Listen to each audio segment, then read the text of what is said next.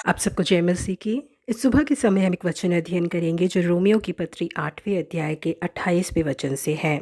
हम जानते हैं कि जो लोग परमेश्वर से प्रेम रखते हैं उनके लिए सब बातें मिलकर भलाई ही को उत्पन्न करती है, अर्थात उन्हीं के लिए जो उसकी इच्छा के अनुसार बुलाए हुए हैं। एक जिराफ का बच्चा जब से पैदा होता है उसी समय से काफी दर्द और परेशानियों से उसे गुजरना होता है। जिराफ का बच्चा जैसे ही पैदा होता है 10 फीट की ऊंचाई से वो नीचे गिरता है और उसका पीठ जाके नीचे टकराता है। नीचे गिरने की एक ही बारी में वो पलटी मारकर अपने आप को संभाल लेता है। खड़ा होने की कोशिश तो करता है परंतु उसके पांव एक दूसरे से बिल्कुल लिपटे हुए होते हैं। उस जिराफ की माँ की गर्दन काफी ऊंची होती है परंतु वो उसे नीचे झुकाकर अपने बच्चे की हरकतों को बहुत ही सावधानी से देखते रहती है। उसके पाँव के पास जब उसका बच्चा पड़ा होता है तो उसे बाहर की ओर लात मारकर वो खड़ा होने की कोशिश कराती है। अगर ऐसा करने पर भी वो खड़ा नहीं होता तो लगातार उसे लात मारती रहती है। कई बार कोशिश करने के बावजूद जब वो बच्चा सफल नहीं होता और थक जाता है और बैठने की कोशिश करती है तो उसकी माँ तब भी उसे बैठने नहीं देती। उसके खड़े होने तक वो उसे लात मारती है दोबारा। इसी तरह मुशक्कत करके वो बच्चा खड़ा हो जाता है और जब वो बच्चा खड़ा होता है उसकी माँ तब भी खामोश नहीं रहती, दोबारा उसे लात मारती है। हमें से ज्यादातर लोग यही सोच रहे होंगे इस जिराफ के बच्चे की माँ कितनी ज्यादा कठोर है। जब से ये पैदा हुआ है वो केवल इसे लात ही मारे जा रही है। 2 पल के लिए उसे पलके नहीं झपकाने दे रही, सोने नहीं दे रही, आराम करने नहीं दे रही। परंतु जिराफ की माँ ऐसा इसलिए करती है ताकि जब वो झुंड के साथ जाए तो वो बच्चा अपने आप को सुरक्षित रखना सीख ले।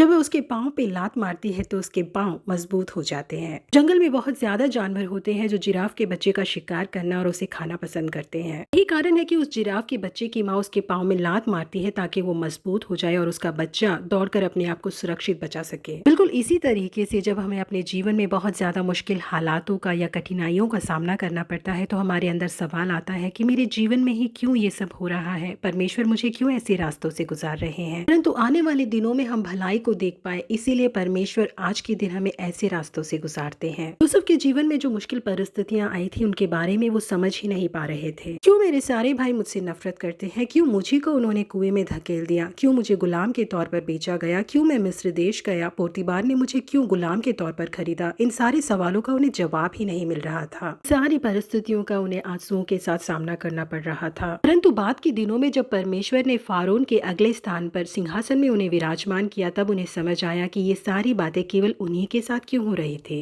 परमेश्वर के लोगों, क्या आज के दिन आप ऐसे मुश्किल हालातों से गुजर रहे हैं या तो फिर ये सारी चीजें मेरे साथ ही क्यों हो रही है करके सोच रहे हैं? चिंता मत कीजिए, आपके आने वाले दिनों में आपको आशीषित रखने के लिए ही परमेश्वर आज के दिन आपको इन राहों से चलाकर ले जा रहे हैं। रास्ता बहुत लंबा रास्ता नहीं होगा, ये सारी मुश्किल हालातों का हल बहुत जल्दी निकलेगा। बहुत जल्द परमेश्वर आपको शासन को, अधिकार को और उन्नति को देने वाले हैं। इसलिए इस मुश्किल भरे हालातों को सोचकर आप मायूस मत होइए। बहुत जल्द आप उस ऊंचाई के शिखर पर पहुंचने वाले हैं। प्रभु आप सबों को आशीषित करे। Have a blessed day.